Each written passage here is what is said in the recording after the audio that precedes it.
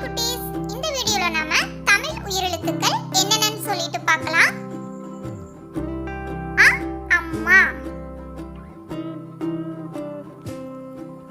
ஆ ஆடு, இ இலை,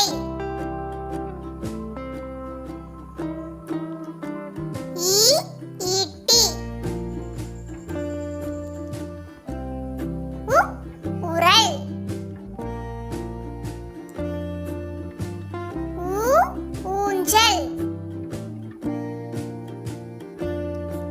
எ எலி, ஏ ஏணி, ஐ ஐவர், ஒ ஒட்டகம், ஓ ஓடம்,